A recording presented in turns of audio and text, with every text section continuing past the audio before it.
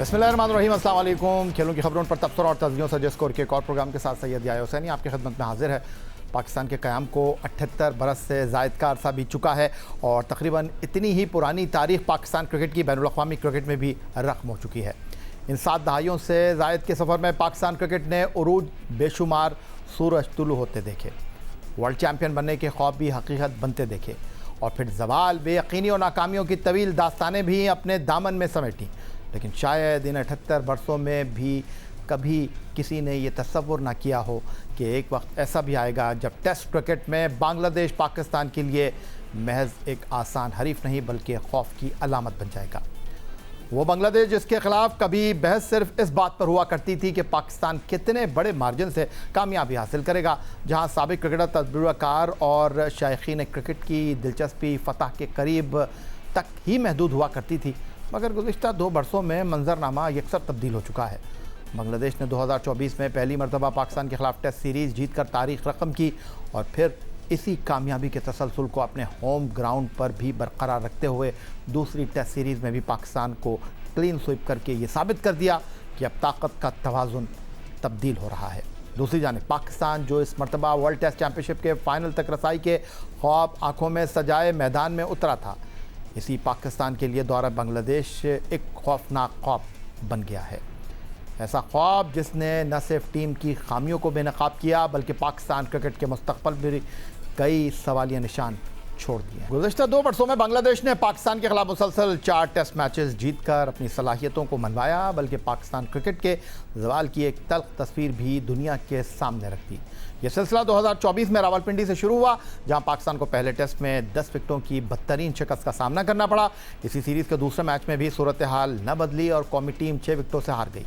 यूँ पहली मरतबा बांग्लादेश ने पाकिस्तान को टेस्ट सीरीज़ में वाइट वॉश करके नई तारीख रकम की। 2 साल बाद 2026 में भी मंजरनामा मुख्तलिफ न था। मीरपुर टेस्ट में बांग्लादेश ने पाकिस्तान को 104 रन से शिकस्त देकर अपनी बढ़तरी साबित की, जबकि सिलहट में 78 रन की फतह ने इस बढ़तरी पर मोहर सब्त कर दी। पाकिस्तान के दौरे बांग्लादेश पर और टेस्ट सीरीज़ में 2-0 की नाकामी पर गुफ्तगू करने के लिए स्टूडियो में हमें ज्वाइन कर रहे हैं रोज़नामा जंग कराची के senior cricket sports correspondent Abdul Majid Bhatti साहब, और वीडियो लिंक पर हमारे साथ मौजूद हैं टेस्ट फास्ट बॉलर क्रिकेट के सिकंदर बख्श साहब। सिकंदर बख्श साहब, कितने उदास हैं, कितने दिल गिरफ्तार हैं और क्या अल्फाज आपके पास हैं इस नाकामी पर कुछ कहने के लिए?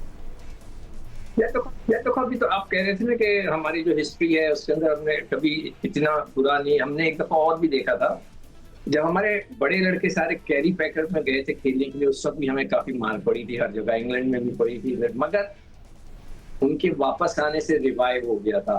यहाँ पर ये मौका नहीं है, यहाँ पर सारे मौजूद हैं जो कि बेस्ट पॉसिबल लड़के हैं, वो हमारे पास मौजूद हैं और काफी उन्होंने थोड़ी बहुत आखिरी में परफॉर्मेंस भी दे दी। मगर जैसे आपने कहा कि बांग्लादेश जो है कहां से कहां चला गया, बढ़ता चला गया, बढ़ता जा रहा है, और हमारा, मैंने तो कल से 2-3 दिन से एक ही बात कर रहा हूँ कि हमारा ज़वाल का टाइम है।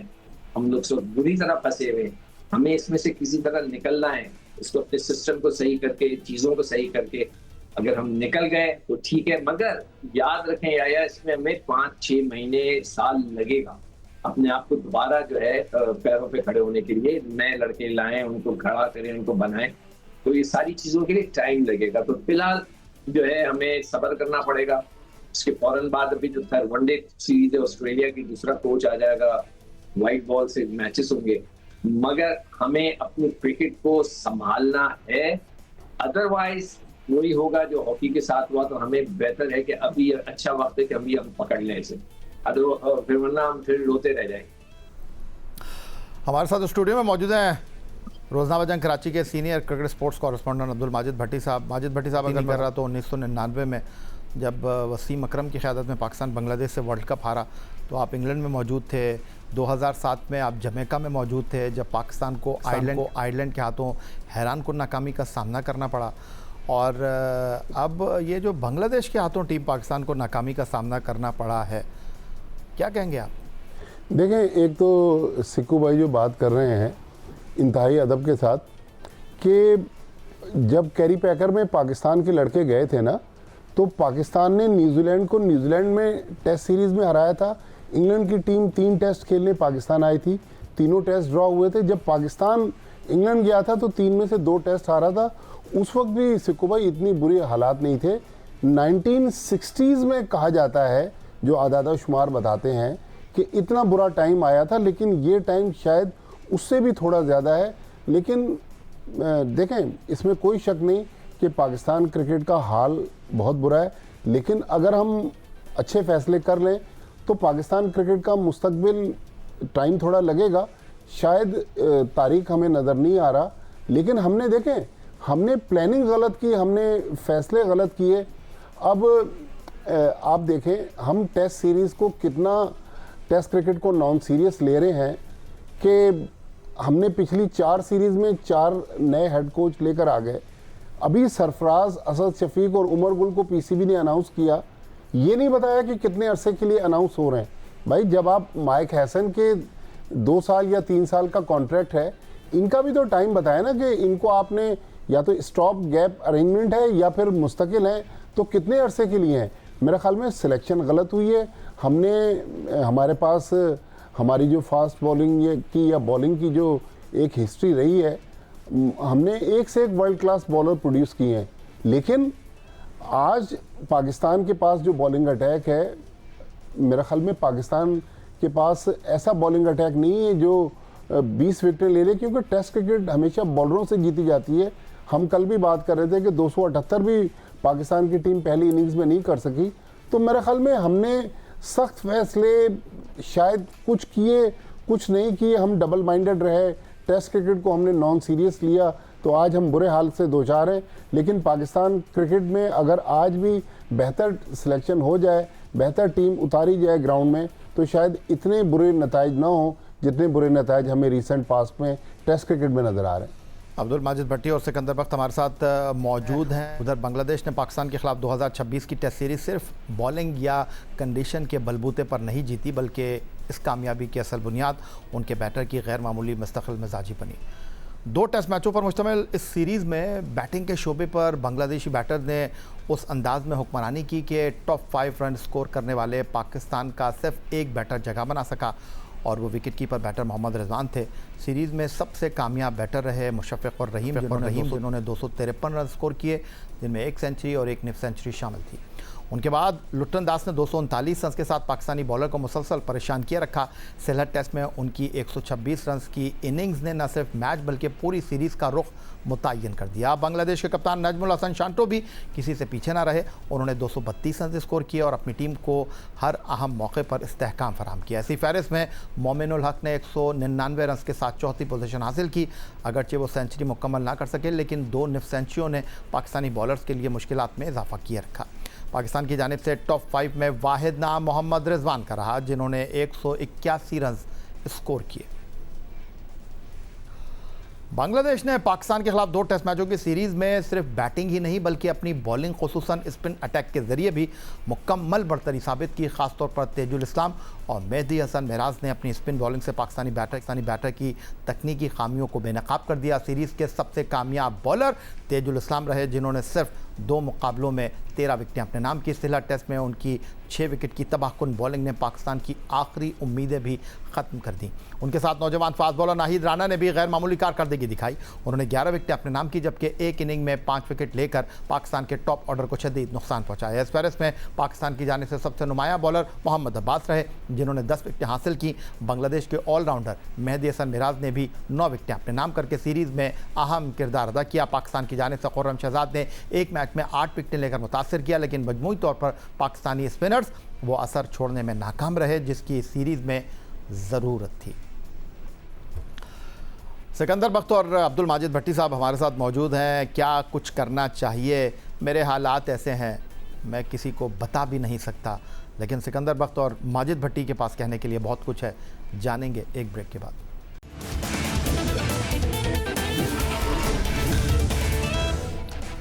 सीधा चलेंगे सिकंदर बख्त साहब के पास, जो कि वीडियो लिंक पर हमारे साथ मौजूद हैं। सिकंदर बख्त साहब, आप बात कर रहे हैं कुछ बुनियादी तब्दीलियों के हवाले से, और मुझे कहीं ऐसा लगता है कि जहां हमारे बैट्समैन, हमारे बॉलर, हमारे कप्तान हर नए मैच के बाद कुछ लगी बंदी बातें करते हैं, हम जब क्रिकेट पर तज़िया करते हैं, क्रिकेट पर गुफ्तगू करते हैं, तो अब हमारे पास भी अल्फाज ख़त्म होते जा रहे हैं, हमारे पास भी अब तजावीज़ जो है वो महदूद हो गई हैं। क्या सही है?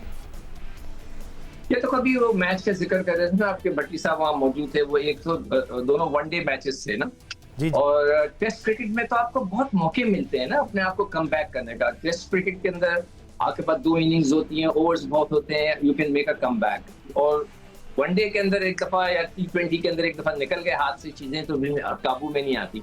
तो हमने टेस्ट क्रिकेट तो बिल्कुल भी अच्छी नहीं खेली, खैर T20 भी नहीं खेली जो हमारी गुजर गई है।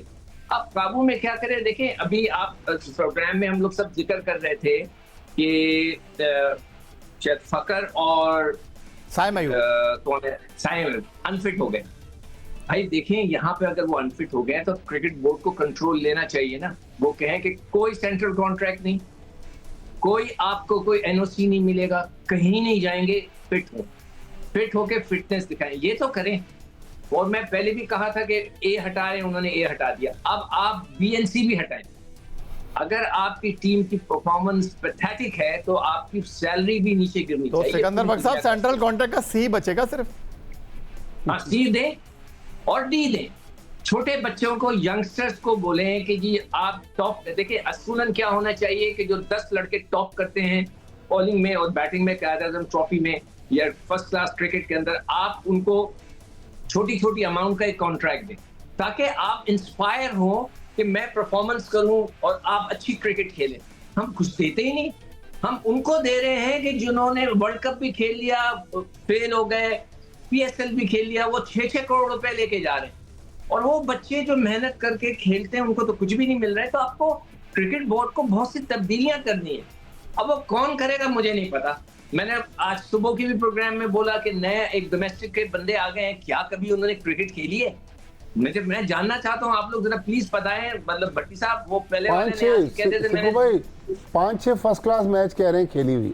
बस वही बात हो गई जो पहले वाले जो न्याजी साहब थे, उन्होंने 9 कहे थे मुझे कि मैंने 9 फर्स्ट क्लास मैच खेले, ये 5-6 खेले। भाई वो खेलना और एक पूरा डोमेस्टिक क्रिकेट को चलाना है, बहुत अलग सी चीज है।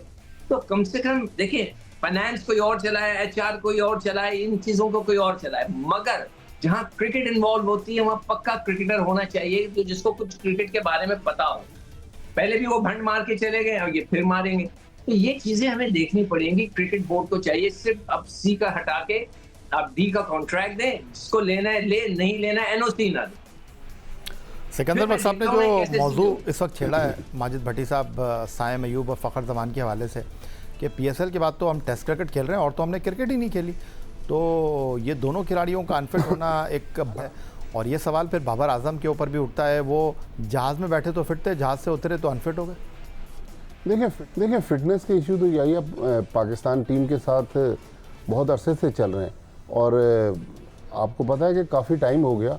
वो फिटनेस टेस्ट जो होते थे, यो टेस्ट जो सबसे ख़तरनाक था, उस ज़माने में 1-2 प्लेयर को मुझे याद है, यासिर शाह शायद उस वक्त चूँकि मैच विनर थे, उनको वो थोड़ी सी छूट देते थे, उनको उसमें इस्तिस्ना दिया जाता था, बाकी सबके फिटनेस टेस्ट होते थे। लेकिन ये फिटनेस टेस्ट का सिलसिला भी ख़त्म हो गया। अब देखें ना, साइम अयूब अभी रिसेंटली नॉन स्टॉप खेलते रहे PSL। भाई आप आराम कर लेते अगर आपको इंजरी के कुछ मसाइल थे। फिर फ़खर आपको याद होगा T20 वर्ल्ड कप में भी अनफिट रहे, उसके बाद फिर आए, फिर उनके साथ कुछ मसाइल रहे, फिर PSL उन्होंने पूरी खेल ली, उसके बाद अनफिट हो गए। तो भाई ये तो अब वर्कलोड मैनेजमेंट का काम तो PCB को करना है। हर लड़के को हर फॉर्मेट आप खिला रहे हैं, हर जगह की NOCs दे रहे हैं, तो ये मामला तो हैं। अब जो सिक्कू भाई डोमेस्टिक क्रिकेट की बात कर रहे थे, अब हम आज डिस्कस तो टेस्ट मैच कर रहे हैं। सिक्कू भाई अब हमारी डोमेस्टिक क्रिकेट का ये हाल है, आज के दौर में जो सबसे पॉपुलर फॉर्मेट है वो T20 क्रिकेट है। अगर आपको याद हो, रमज़ान के बिल्कुल आखिरी दिनों में नेशनल T20 चल रहा था। मैं जब फाइनल हो रहा था, शायद बारिश की वजह से फाइनल नामुकम्मल रहा या हुआ नहीं, लेकिन आज तक नेशनल T20 मुकम्मल ही नहीं हो सका। तो आप अंदाज़ा लगा लेना कि हमारी डोमेस्टिक क्रिकेट, भाई रमज़ान को ख़त्म हुए अब तकरीबन 3 महीने होने वाले हैं, तो आप नेशनल T20 तो कंप्लीट करवा दें। इसी तरह बाकी टूर्नामेंट्स के भी हाल हैं कि बाज़ टूर्नामेंट कहीं अनाउंस होते हैं, कहीं करवा दिए जाते हैं। अब ये जो उसामा नियाज़ी साहब आए, ये जो बड़े नियाज़ी साहब थे उनके छोटे भाई हैं। मैं ये नहीं कहता कि वो कॉम्पिटेंट होंगे, लेकिन मतलब अब आपने डायरेक्टर की भी पोस्ट ख़त्म कर दी, तो अब डोमेस्टिक क्रिकेट का जो हाल है, जब हमारी बेस ही कमज़ोर है, बुनियाद जब कमज़ोर होगी तो हम बिल्डिंग को किस तरह खड़ा करेंगे। माजिद भट्टी और भट्टी साहब, तो मेरी बात तो सही हो गई ना जो मैं कह रहा हूँ। जी बिल्कुल, आपको ऐसे कॉम्पिटेंट बंदा लेके आना चाहिए। अगर वो मुझसे कह रहे थे कि जी टाइम मैनेजमेंट, तो भाई टाइम मैनेजमेंट अगर आप 15-20 लाख रुपए तनख्वाह लेते हैं तो आपका काम है टाइम मैनेजमेंट कराना, और आपको ये सारी चीजें सोचनी चाहिए। हमसे बैठ के मीटिंग करते, मैं वहां जाता था लाहौर, मुझसे पूछ लेते, मैं आपको उनको बताने की कोशिश करता, कोई नहीं, बस मैं जाऊं और वापस आ जाऊं। किसी ने पूछने की कोशिश नहीं की कि सिकंदर साहब आप मीटिंग में बैठे थे, क्या आपने फॉल्ट देखा, क्या होना चाहिए, क्या है, कुछ नहीं, बस टिकट दे दिया, टिकट वापसी का दे दिया, मैं आकर यहाँ वापस बैठ गया, खत्म। ऐसे थोड़ी होता है। जब आपने अगर मुझे मशवरा लेने के लिए रखा था तो मुझे बुला के बिठाते, मेरे से मीटिंग करते, मैं उनको सारी चीजें बताता। सारे बड़े बड़े एक्सपर्ट्स बैठे हैं, they don't want to talk to anyone. वो समझते हैं वो न्याजी चले गए, अब ये नए न्याजी आ गए, देखते हैं ये क्या करते हैं। इस तरह क्रिकेट सही नहीं होगी। आप इस तरह क्रिकेट सही नहीं कर सकते। You have to have competent person. बहुत शुक्रिया आपका अब्दुल माजिद भट्टी साहब, बहुत शुक्रिया आपका टेस्ट फास्ट बॉलर सिकंदर बख्श साहब। ये आज का हमारा प्रोग्राम था। एक्स अकाउंट पर आप हमें फॉलो कर सकते हैं, ईमेल कर सकते हैं, अपनी राय से आगाह कर सकते हैं score@jio.tv पर। इस दुआ, इस उम्मीद, इस तवक्को के साथ कि पाकिस्तान में खेल और खिलाड़ी तरक्की करते रहे। सैयद याहिया हुसैनी को स्कोर की पूरी टीम के साथ अगले प्रोग्राम तक के लिए इजाज़त दीजिए। अल्लाह हाफ़िज़।